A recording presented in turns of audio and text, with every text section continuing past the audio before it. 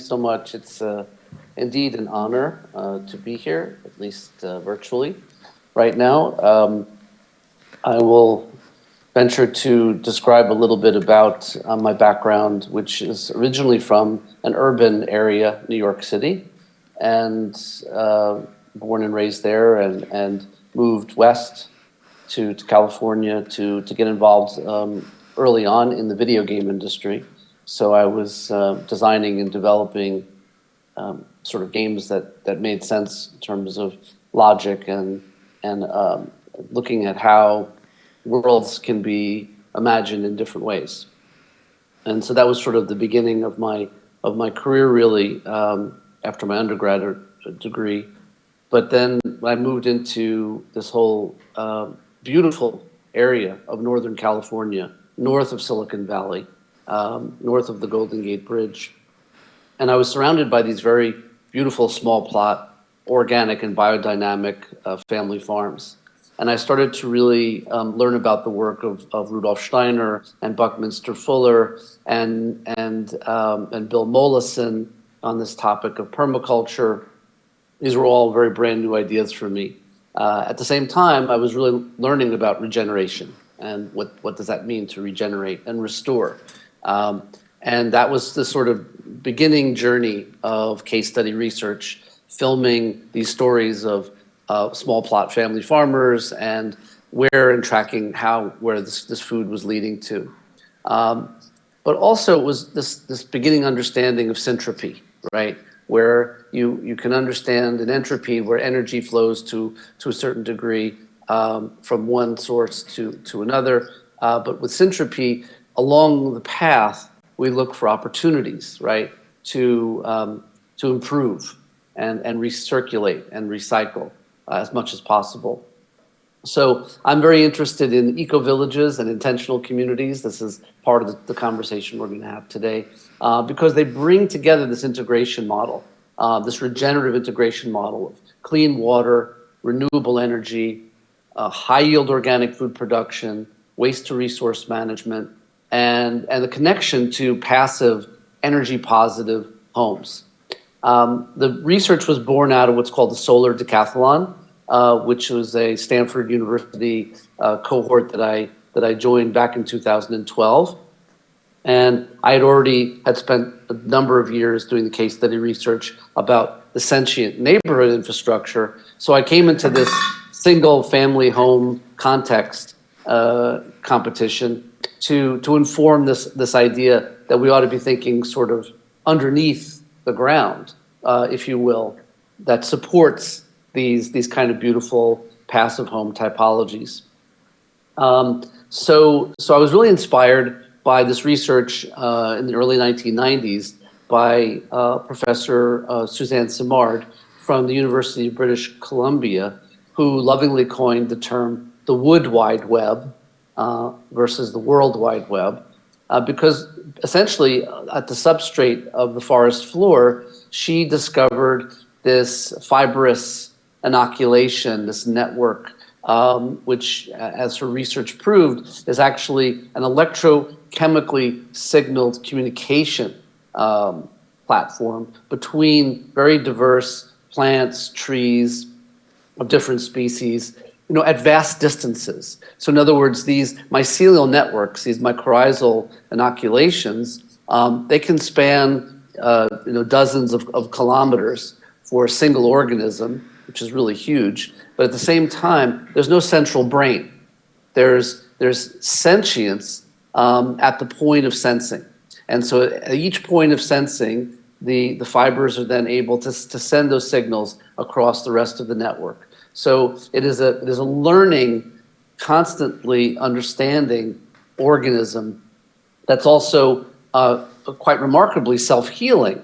It is a network that is capable of digesting waste and of providing nutrients. It's kind of what I call Mother Earth's early crypto network, because there is actually a ledger under the forest floor of have, need, kinds of things. And moreover, it is this opportunity to understand that 30% of our DNA is comprised of this kind of mycorrhizal, mycelial network, if you will. And if you look, for instance, at brains, the brain cells are similar in that way, neurons, for instance. So this is one of my favorite examples in terms of urban planning is the use of slime mold. And so essentially you put dots of sugar on a map, and the dots of sugar represent density of populations. They can represent just about anything, but in this case, it's density of populations.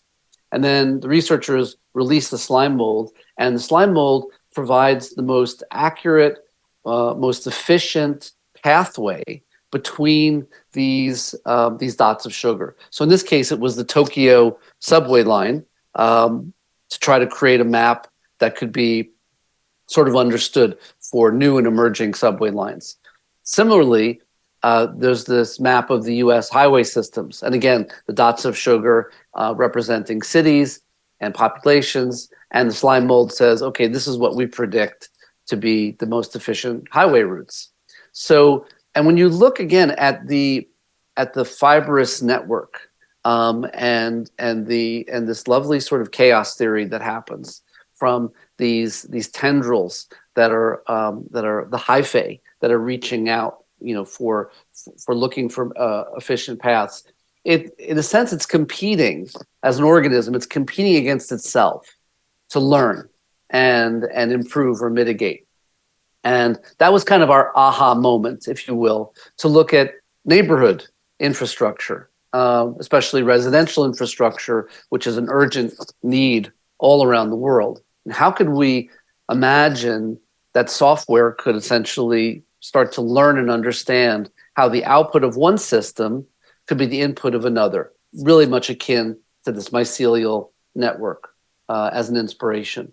And so that we can also then go to the next level where machine learning can start to sort of suggest opportunities where these previously siloed infrastructure components, energy, water, waste, food, et cetera, could essentially not only learn about each other, but start to learn from each other and sort of explain to each other the why of their relationships. And that's a really exciting idea about the use of machine learning for the exploration of planetary species, human flourishing. And so we've been developing what we call our VillageOS software.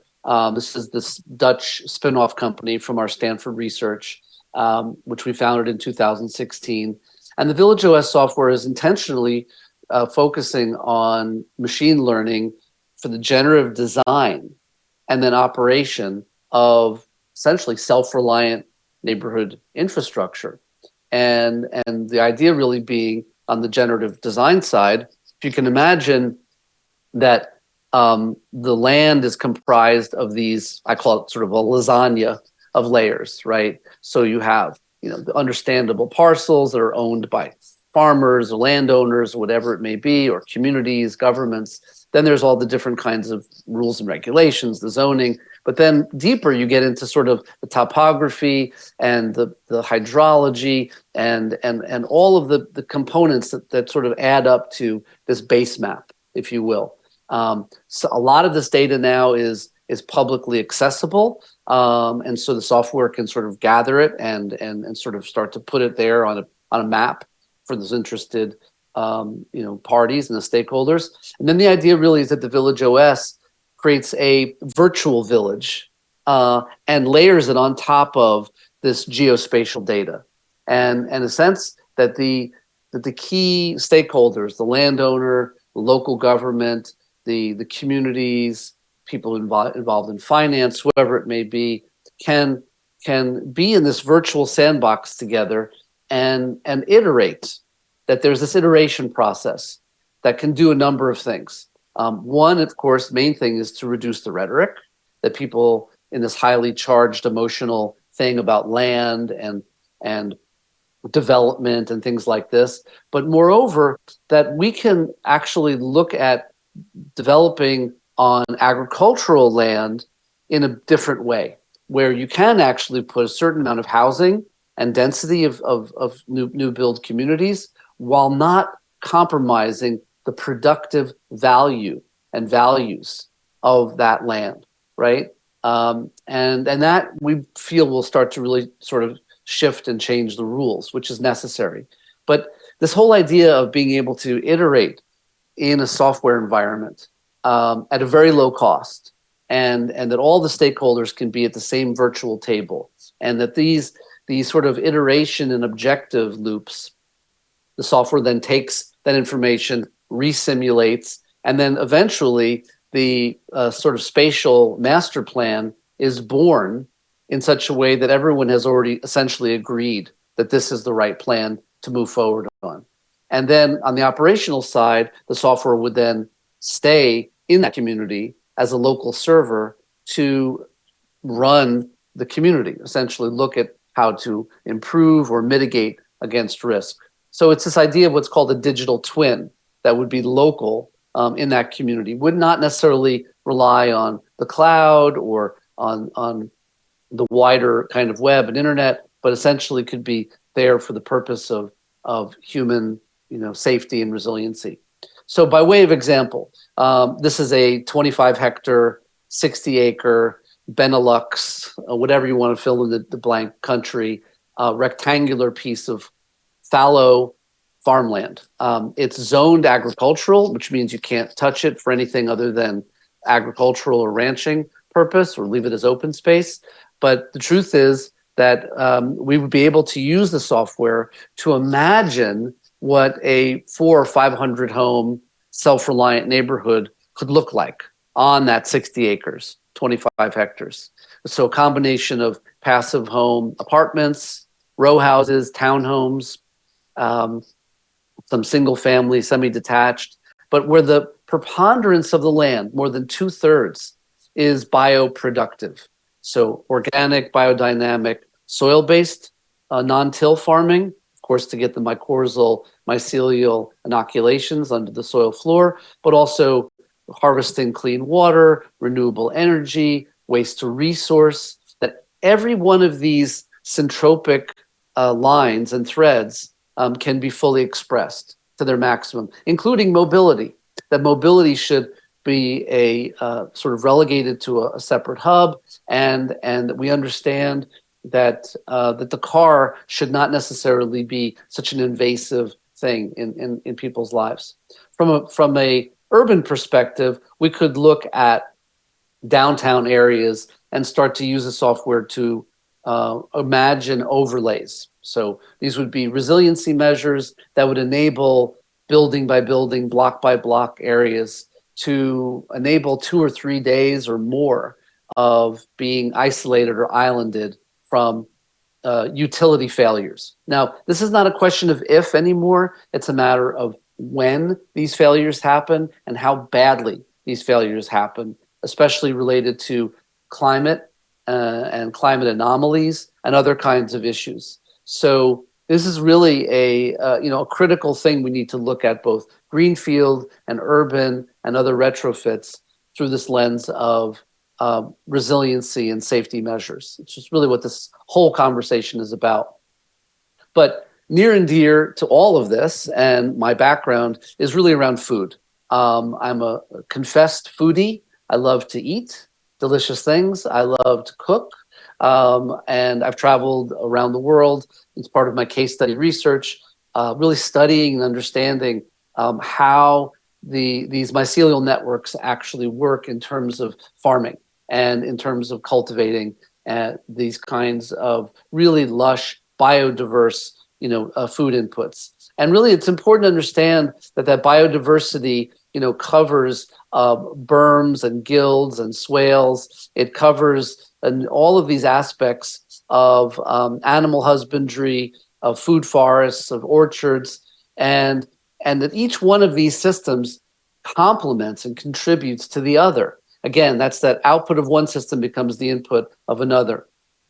We marry the soil-based farming with syntropy in controlled environment. So these are these controlled environment greenhouses using aquaponic and aeroponic systems. The fish and crawfish and freshwater shrimp species that are also protein sources, their waste is ammonia that then gets converted through light biological interaction to nitrites and then nitrates. And then with a low energy water pump is brought up to these lattices, feeds the roots that are dangling in this nutrient-rich water, and the water comes back to the fish tanks fully purified. It's a completely circular system. But imagine also that we can connect to these greenhouses vermiculture and digesting food and animal waste using black soldier fly larvae, aquatic worms. And these small creatures are actually the perfect nutritional input for the fish and the chickens. High omega-3, calcium, fat. Again, we're wasting nothing on site. Everything has a purpose. Everything has this opportunity to be regenerated and reused. And that really then speaks to also about dignity in housing, accessibility to these kinds of systems and services. This is a human right, we believe. And moving forward into our future, we can obviously have a dystopic view about AI and machine learning and robots taking jobs and disrupting, the world as we know it. Or we can really understand how these technologies can be used to enable new economic models and actually help people live more fulfilled, happier, compassionate, altruistic lives. And we do that also by looking how data can inform precision construction using earth and building materials. For instance, mass timber, cross-laminated timber. This is a very, very informed construction method across the Baltics right now, also across Sweden and other parts of Germany, et cetera. And this allows for a reduction of waste in the construction cycle and also reduction of time in terms of build. We can also now see a renaissance happening in 3D printing, 3D extrusion of homes using especially hemp, hempcrete, bamboo, and other kinds of aggregate materials that are actually carbon sink. So there are ways forward, especially for the global south, in terms of being able to rapidly construct these kinds of buildings that are beautiful to live in and economically renewable, where we design communities that live within the boundaries of nature and not separate from nature, where people can be engaged in the community itself. They don't have to be a farmer, they don't have to be an engineer, but at the same time, we can provide living wages through these activities to the communities that can support the farming and the gardening and these other kinds of things. But also that we can look at how food is the great barrier reducer in terms of dialogue. Right? You don't have to speak the same language. When you smell the aromas and taste the recipe, you're understanding somebody's history and their background, right? And it makes deep connections between people, socioeconomic, racial, ethnic, religious, all of those barriers start to melt away. Also that we can age in place. My current affiliation at Stanford is in the School of Medicine because we worked out the sort of ideas in mechanical engineering. Now it's really about how we can shift the model to live in such a way, married almost to the blue zone research, how we can live long, healthy, happy lives by being connected with nature. And that's really proven research. It's about nature as an amenity and this whole idea of bikeable, walkable, fully edible, symbiotic designs, right? That we are part of. We are not separate from. We are beings, we are living beings who ingest and produce waste, right? So we're no different. We feel like we're separate and we have disassociated ourselves from the natural world, but we have to reconnect. And lots of ways that we can do that is very European, right? The sort of cafe lifestyle, the casual collisions of people of all ages. Especially raising children, where they see where things come from and where they go, this full story arc of life leading to death and then regeneration. It's very, very important that we feel like we're not separate from, again, our generational wisdom, our indigenous wisdom. It's very important. Where I am here in Silicon Valley is a whole myriad of new technologies coming rapidly, which are level 5, they say, autonomous transit. So through this lens, probably within the next 8 or 10 years, or maybe even sooner, we will see this as being everywhere. In other words, you don't really need to own a car anymore. It will be mobility as a service, mobility on demand, and this whole idea of drone taxis and drone deliveries. We really feel urgently so that by creating these sort of self-reliant neighborhoods that will be overproducing abundant surplus, that we can actually reinvigorate local regional supply chains, that these communities can actually create nation state security. All right. COVID caused fear. It caused hoarding.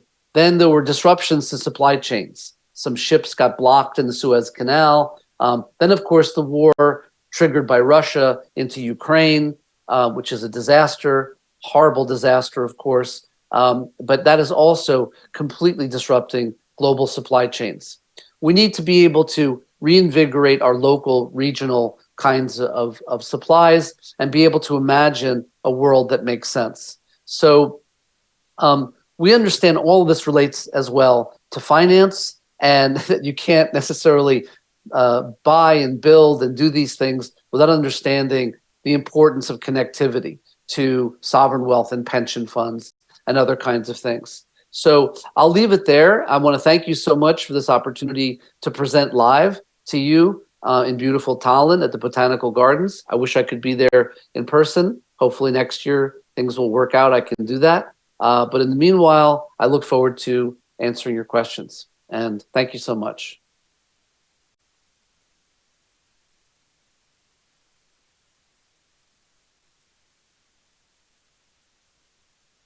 Thought-provoking, sorry, mic was not on. Thank you for this really inspiring talk.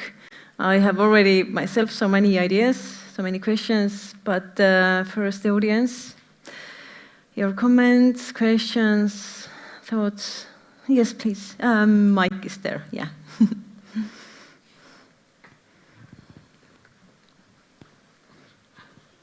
Hi, thank you for your talk. I was curious about accessibility in terms of like often technologies are invented, or solutions in general. So I was wondering if in these plans you also thought of who will have access to these kind of places and who will live in those places and how equity comes to the context. Thank you. It's an amazing question, and it's what keeps me up at night, if you want to know the truth. We are dealing with a social affordable housing crisis globally. I don't think there's pretty much any place in the world at this point that you can go that there isn't some kind of a housing crisis.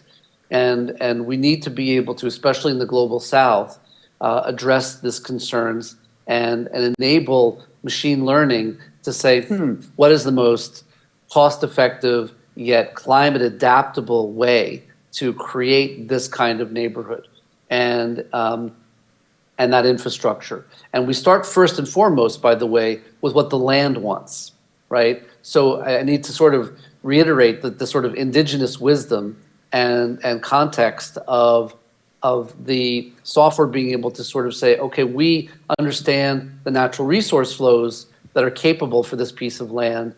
Now, that should also then inform the kind of passive home amount of units we can build. But connected to that is social affordability. And it has to be, from our perspective, a certain number, percentage, significant percentage of units that allow the average person with a social problem who needs to get into the house, or on a civil service budget, very limited budget, teachers, firefighters, police, professors, whatever, to be able to afford to live in these communities. So I think it's an amazing question, and we really want the software to be able to help with that.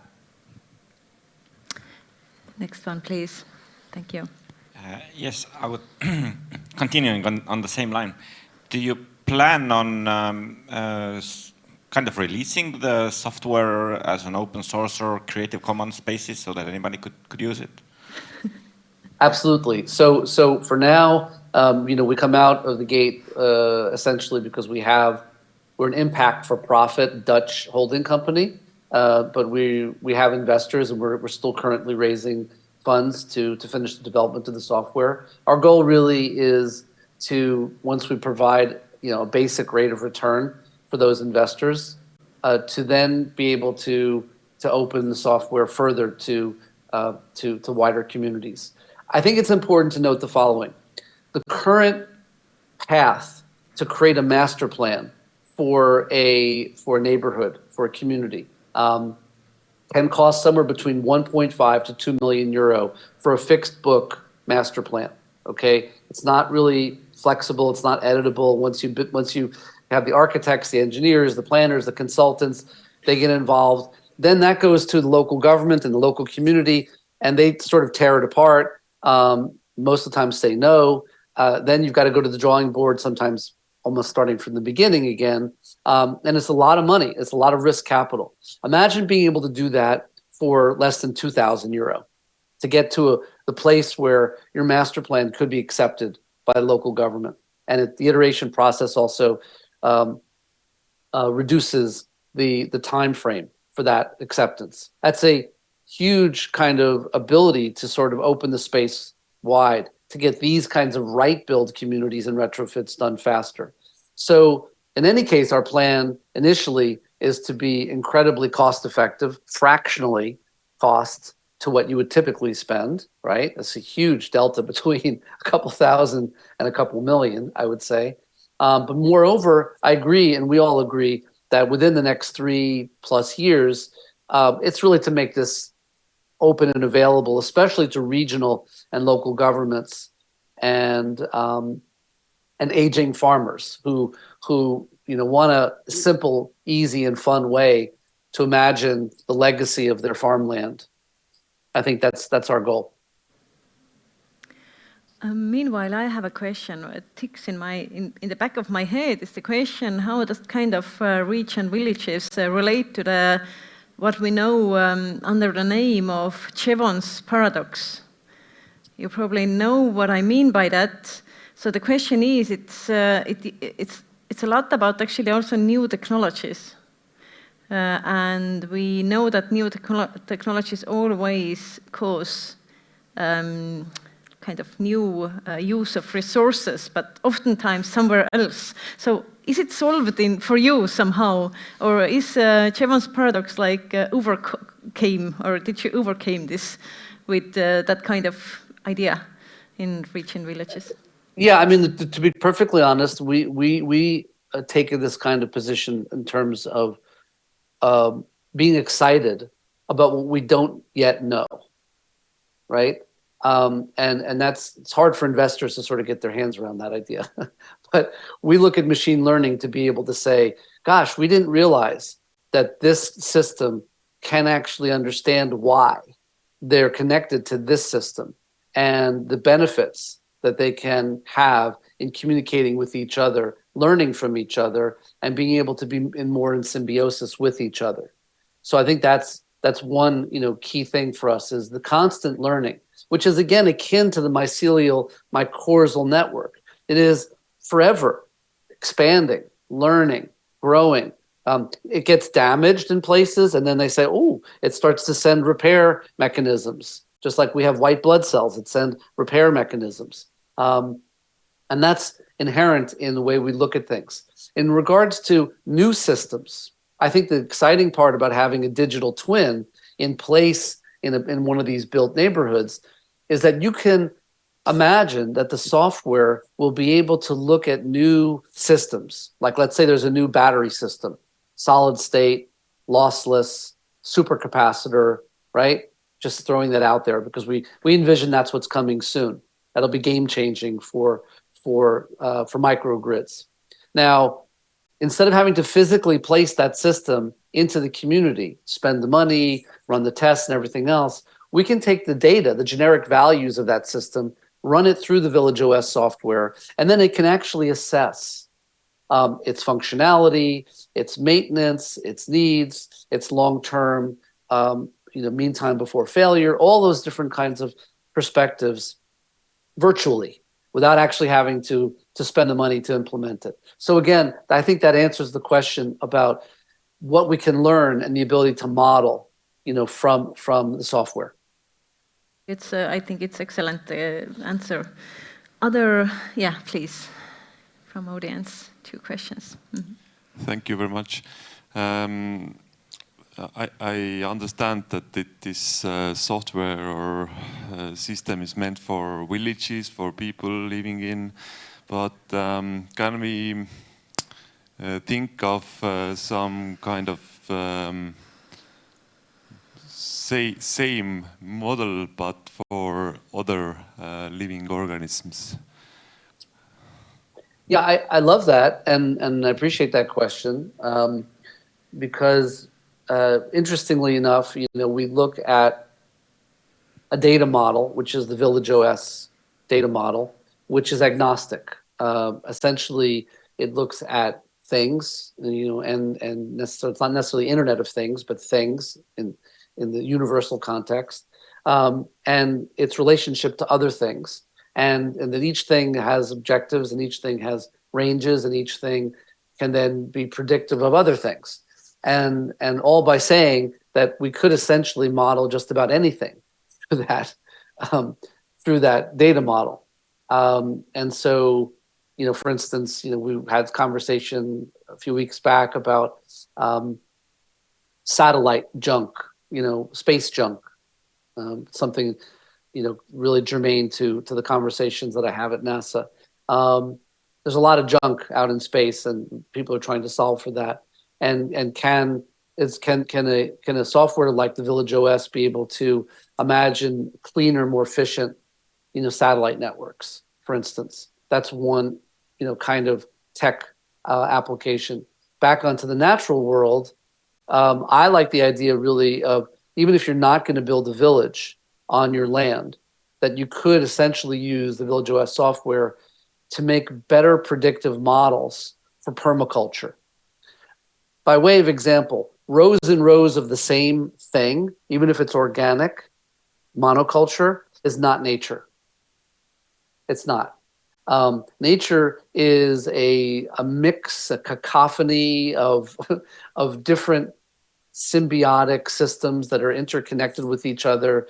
It's, how, a cow walks across a pasture and its scat is fertilizing and its hooves are aerating, and, and the chickens are pecking at things. And, when you get to a certain point in creating a food forest, let's say, or some kind of permaculture scenario, there's a natural healing process. There's a point where all of a sudden, the predators know when to come for those pests.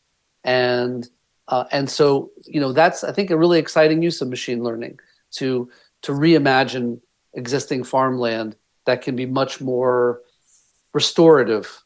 Because everywhere we've seen in the world where you restore the land, the microclimates also start to get restored. So it's pretty significant, actually, what can happen.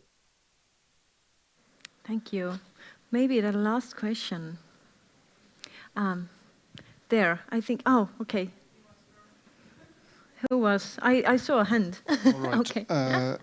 I was struggling with another thought. Very often when I'm walking in the countryside and see nice villages, I always think, what are all these people doing there? And that's the same question to you. If you imagine that a village ecosystem is kind of ideal form of being, then human activity is kind of bigger that doesn't fit into villages, really. I mean, you mentioned professors. I mean, you need universities, there are theaters, concert halls. I mean, humans are operating on a larger scale than villages. Have you envisioned something which goes beyond this village system, how they should communicate, or what network is above it? Yeah, it's a great question, and a couple of things. One, for instance, we're doing a plan right now for South Africa's first self-reliant township. It's going to be about 1,200 housing units, predominantly social affordable, which is great to the previous question. That's more of, I would say, almost an urban environment at that point when you're dealing with 1,200 families. And so you would require a certain amount of commercial space, like clinical health, dental, a certain amount of shared workspace, office space, being able to have, creative cultural events, these kinds of exchanges. The most successful flourishing eco-villages around the world have this kind of ebb and flow of ideas. They're more like campus environments to begin with. But we can definitely imagine larger kinds of communities that can get created from the software. I don't think that's necessarily the issue from our perspective. I think what's important to note is what's coming, and it's coming fast, and you're probably seeing it already, which is the fact that machine learning and AI is on this rapid curve that is going to, in very short order, start to reduce employment. Now, the Oxford study that happened about 10 years ago predicted by 2025, which is coming soon, maybe 40%, 45% of all employment won't exist anymore. They've revised that, and they're saying, probably by 2030, it could be closer to 80% of all employment will not exist anymore, based on the fact that machine learning algorithms and AI and robotics will be able to fill in a good amount of the human labor that we're seeing right now. Not just labor, but also creative tasks and other kinds of things, legal, educational, whatever, medical, all of those things. So how do we prepare for this, right? When COVID hit, a lot of governments instituted universal basic income to try to cover for people's inability to go to their office, to go to their work. When COVID hit, it also sent people from cities back to the countryside because they were afraid. That really started to upend the trend towards urban to begin with. And so now we're in a situation where we recognize that by creating these kinds of communities, small, medium, large, however you want to look at it, as we go forward, that can reduce the delta. If your neighborhood can produce 75, 80% of your daily base Maslow of hierarchical needs, right? Food, water, energy, waste to resource, dignified passive housing, then that amount of UBI, universal basic income, that you need is drastically reduced. So this actually is a benefit to government to design and build these communities in this way. It's an urgent call to action, actually. We need a balance between urban, suburban, peri-urban, and rural. We're not going to drain Mumbai down to a couple million people from 12 or 15 million, but we can certainly stem the climate migration from the rural areas to the poverty rings. So I think that's really the main message that I want to convey here, is that we need to inoculate machine learning with compassion, altruism, mindfulness related to regenerative resiliency and sustainability. So again, I'm grateful for this opportunity to present and to have these wonderful, insightful questions. Please do share my email, and love to keep the dialogue going. Thank you, James, so much for being such an, I would say, lighthouse for us, just showing us some promising future paths that we, as humankind, could take. So we hope that you have a good day. The rest of your day would be wonderful, and we hope to have you someday physically here in Estonia. You are so welcomed to come and share your ideas again. Thank you. Let's give a big applause to James.